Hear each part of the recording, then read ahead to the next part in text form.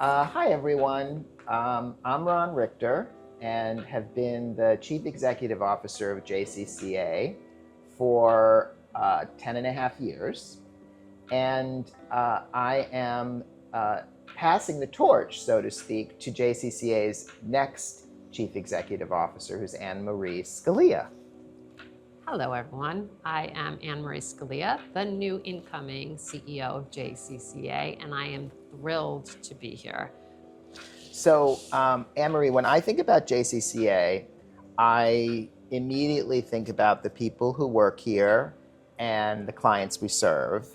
And over the years, those have really brought me inspiration.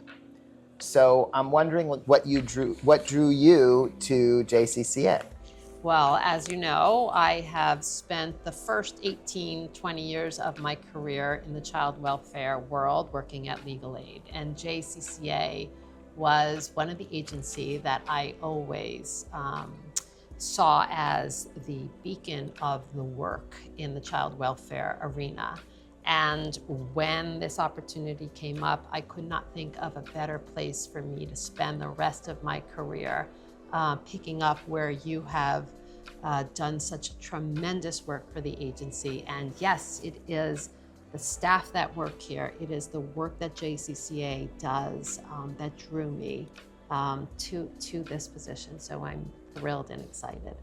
And when you were working at Legal Aid, you were spending a lot of time in the family court. Correct. On abuse and neglect cases. Correct. And so is that when you first encountered the work of the agency? It is. It is. And I remember going up to Pleasantville and meeting my clients and remembering how welcoming JCCA was and Pleasantville was and the campus and Edenwald. And that stuck with me all these years. Yeah. Do you remember clients that were at Edenwald in particular? I do. It's been a long time, but I do. And one of the things I really remember is the welcoming feeling that I encountered when I walked into the space. The clients, my clients at that time, were calm, relaxed, and seemed to really be happy as they could be at that moment. And I remember reporting back to the court about that experience, and that stuck with me for many years. So Ann Marie, you did end up leaving Legal Aid and went on to work for New York City government. I did. How has that sort of affected what you bring back to JCCA? That's a great question. At the time I left Legal Aid, I really felt like I had to leave because I wanted to make a bigger impact on the clients that I served. And so I went to what is now the Department of Social Services. And I went into the world of the legal department. And at that time, there were a lot of things in city governments, particularly in the benefits world, that caused clients to lose their benefits. And my goal in going to the city was to remove the barriers that people faced in getting those benefits. These were benefits that they needed to survive, to keep their family intact, to keep food on the table, to keep a roof over their head.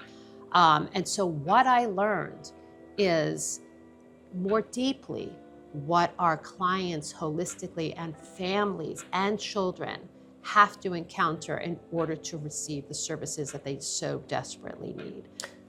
Yeah, no, that resonates with me because I am always amazed when JCCA holds sort of client events, whether it's a Halloween party or a holiday party, that our clients, and as you know, there's like 1,000 families a year that we provide preventive services for. I'm always shocked at the extent to which they are really impacted by poverty. And you can always tell that those families want to take things home, which of course we do. We really try to support concrete needs. But what do you think about the work, particularly of preventive, and how it jibes with what you've been doing at DSS? Yeah. Preventative services, and it is one of the mainstays of helping our families stay together and not having to enter the child welfare world. It is as important as anything that any agency can do, keeping families in a place where they can have the services that they need to be successful. And that is one of the things I saw when I was at DSS. There are a lot of hoops that families need to jump through in order to receive what they desperately need. And they're unnecessary. And sometimes we do things because we think that it's has some purpose. And so one of the things I really did a lot of when I was at DSS was analyze that. What do families and children actually need?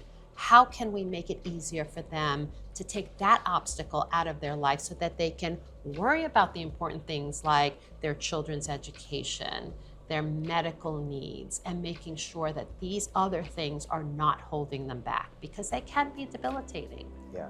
Along those lines, as you know, JCCA is now in its third century, and we've really been hopeful about transitioning far more to preventive behavioral health services through providing community-based services as soon as, for example, an adverse childhood experience occurs, child exposed to domestic violence, for example.